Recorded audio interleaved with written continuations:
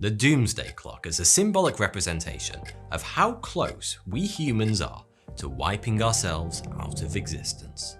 It isn't meant as a kind of accurate countdown, but as a metaphor for the general peril humanity is facing at any given time, with midnight representing our total annihilation. The clock was originally set in 1947, not long after the end of the Second World War, when things were looking fairly dicey. 2 years previously, atomic bombs had been dropped on the Japanese cities of Hiroshima and Nagasaki, and nuclear tensions were continuing to rise. To reflect the dire situation, the Doomsday Clock was set at 7 minutes to midnight. In the intervening decades, the time on the clock has been reset 24 times to reflect the differing existential danger humanity has found itself in. Today, thanks to the continued threat of nuclear war and the rapid advance of climate change combined with what doomsday scientists call cyber information warfare, the clock is set at 100 seconds to midnight, meaning that never before in human history, or at least since 1947, have we been closer to our own destruction as a species. That's why it's never been more relevant to ask ourselves the totally not ridiculous question: could two people, sole survivors of some great global catastrophe, repopulate the Earth? Maybe it'll be an asteroid strike, perhaps nuclear war, or rogue AIs. Whatever the cause, if you were to find yourself as one half of the last couple on Earth, would it be possible for you and your new best friend to rebuild the human race from scratch? Assuming all the important bits survived the apocalypse in full working order, and after the inevitable "I wouldn't sleep with you if you were the last man on Earth" jokes had ceased being funny, making the first generation ought to be no problem at all. If you wanted to get things off to a particularly good start, you could even have a go at breaking the record for the most number of children produced by a single couple. That's 69, by the way, set by Randy Russians Mr. and Mrs. Vasilyev back in the 18th century.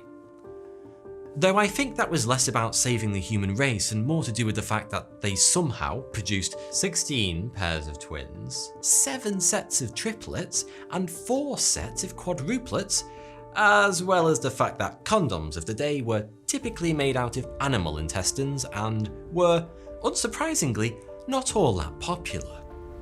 So far, so good then, but as you may have predicted, things are going to get pretty tricky from here on in. There's no way of getting around it. That first generation of post-apocalyptic survivors, your children, will all be brothers and sisters, and that means making generation number 2 is going to require some pretty serious incest. At least you're only going to have to give the dreaded birds and bees talk once. It was legendary founding father of psychoanalyst Sigmund Freud who named incest as one of the 2 universal taboos. I guess Cersei and Jaime didn't get the memo on that one. But Lannisters aside, the incest taboo turns out to hold remarkably true, and every single human society around the world practices it in some form or another, though the exact rules on which family members it's okay to get jiggy with change from culture to culture. Some scientists believe this inbreeding avoidance behaviour is essentially hardwired into us, that we're simply born with an instinctive and deep aversion to the idea of incestuous relationships. And that would make sense, because whilst I'm confident that everyone watching this video finds the thought of sexual relations with their close relatives utterly repulsive, that isn't the only reason you should be avoiding it. Inbreeding is also downright dangerous. To understand why, we need to take a look at our genes. The Human Genome Project was an international research effort to determine the sequence of the human genome and identify the genes that it contains. Amongst its many achievements, it's estimated that we humans have between 20 and 30,000 genes apiece. We have 2 copies of each of our genes, one inherited from our father and one from our mother, and mutations in some of these genes are responsible for nasty inherited diseases like cystic fibrosis, sickle cell anemia, and Tay-Sachs disease. But the majority of the worst inherited diseases are recessive. That means that you'll only actually have the disease if you inherit the same gene mutation from both your mother and your father, which makes sense when you think about it. If a dominant trait caused very serious defects, it would most likely die out. By having children with a close relative, say a sibling with whom you share about half of your DNA, you dramatically increase the chances that your offspring would have 2 copies of any potentially damaging genes that happen to be knocking around in your DNA. The average person has around 2 of those, by the way, so that's a quick look at the science. But what happens when we see inbreeding in action in the real world? The island of Pinglap is a tiny atoll in Micronesia. Back in 1775, it was devastated by a huge typhoon which left only 20 survivors. Of those survivors, the island's king, whose name I will not butcher in this video, suffered from a very rare syndrome called complete achromatopsia, which leaves those who have it completely unable to see colour. Today, 1 in 10 people on Pinglap suffers from the disease. That might not sound like much, but just 1 in 33,000 people suffer from it in the general population. This is an example of what is known as the founder effect, the loss of genetic variation that occurs when a new population is established from only a small number of initial founders. Now, I have no doubt that complete colour blindness sucks. You can forget about a career in snooker for a start, but inbreeding can have far deadlier effects than that.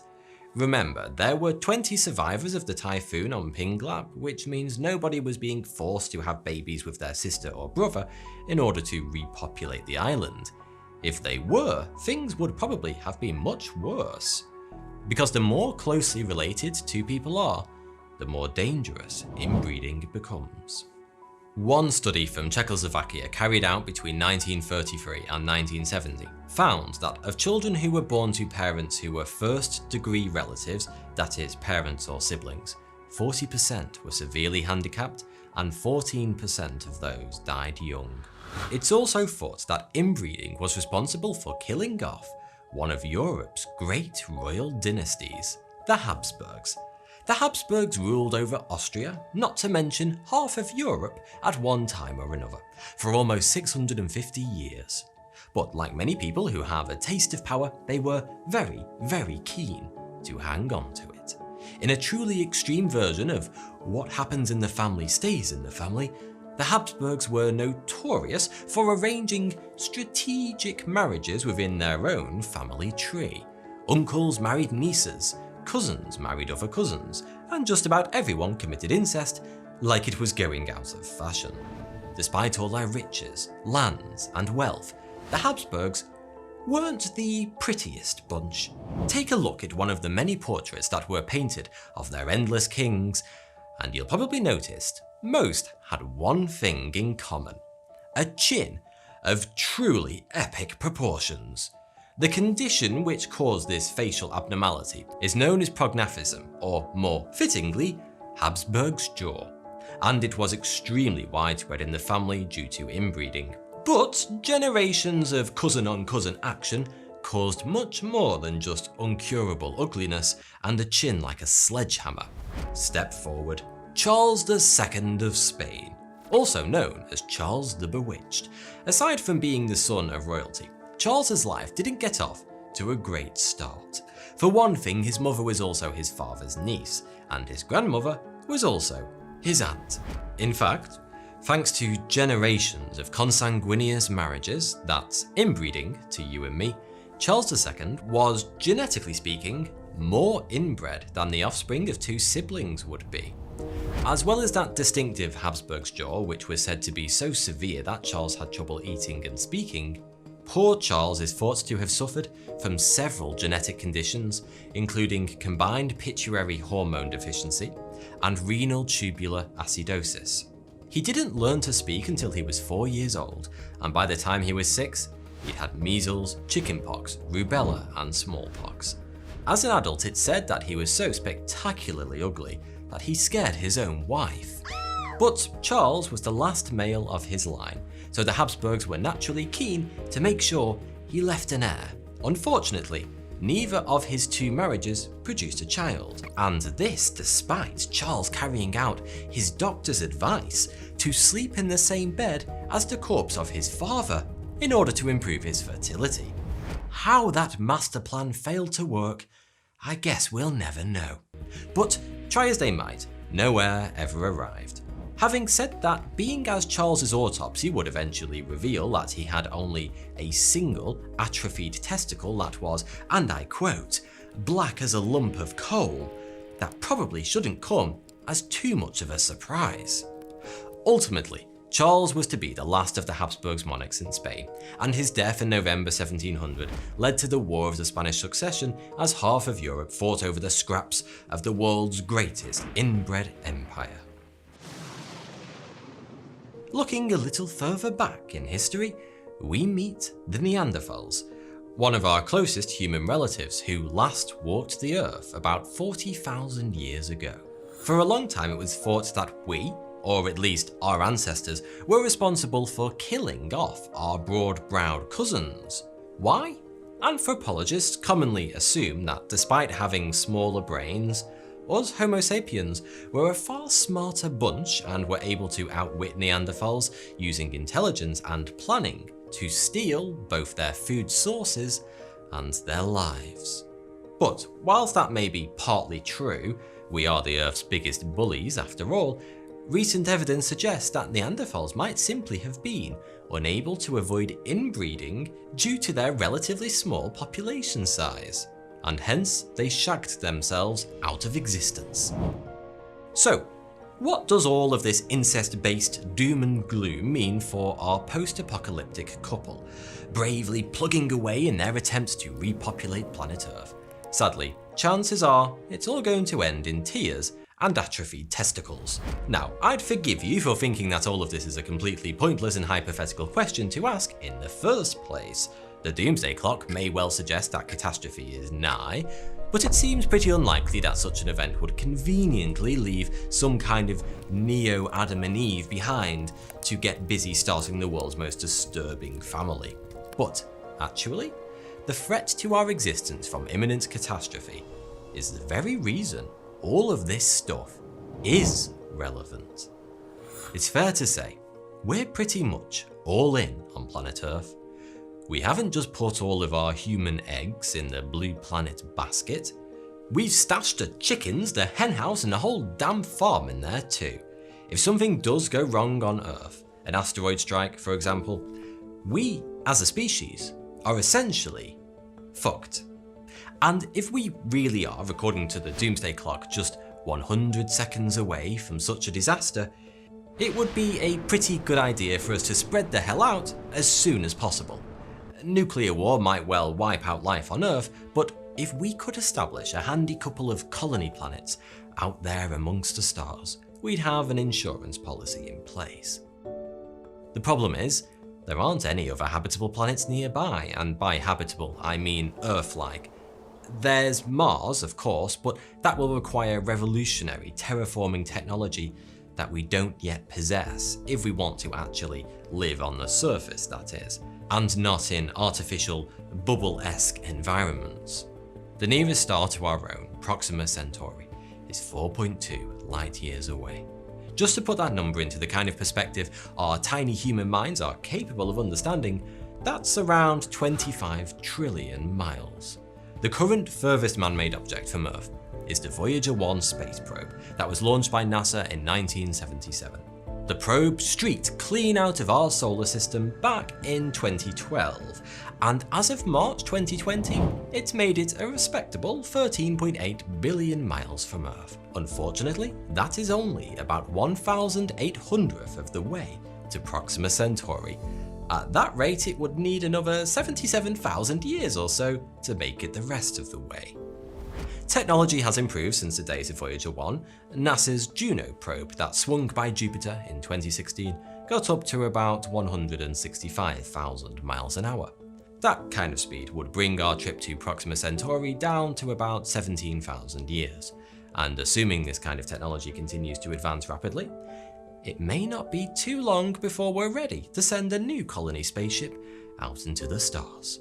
But such a ship would undoubtedly need to house its precious cargo of interstellar explorers for many, many generations, which is exactly why scientists need to know how many people it would take to maintain a healthy population with a sufficiently diverse gene pool that could one day repopulate an entire planet. It's a question that might, one day, secure the survival of our very species. So, what's the answer? Well, according to astrophysicist Frederick Marin, for a 6,000-year journey to Proxima Centauri in a shiny new space ark, you would need a minimum of 98 individuals. Though it's worth pointing out that similar studies have reached wildly different conclusions. Some suggest we would need tens of thousands of people for such a trip to be a success. Before I go, I want to leave you all with a little thought experiment. Have you ever wondered how many ancestors you have? I'm willing to bet it's something that's never really crossed your mind. But working it out should be easy, right? You have 2 parents, 4 grandparents, 8 great-grandparents, and 16 great-great-grandparents. That's 30 ancestors so far. All we need to know is how many generations there are in total, and we should have the answer. But the mathematically minded amongst you may be beginning to nervously finger your calculators, because the number of your ancestors appears to be doubling with every generation, and anyone who's ever heard of the rice and chessboard problem will know that this kind of exponential growth can't be good. By this method, doubling as we go from one generation to the next, you would have just over 1 trillion ancestors after 40 generations. Approximately the last millennium of human history. 1 trillion ancestors, for reference, is around 1,000 times more humans than have existed ever. And that's just 40 generations of an estimated 7,000. So, what are we missing? I'm glad you asked, because as you can see, the numbers simply don't add up here. Nature must have taken a few shortcuts during your ancestral history to break that exponential growth somewhere.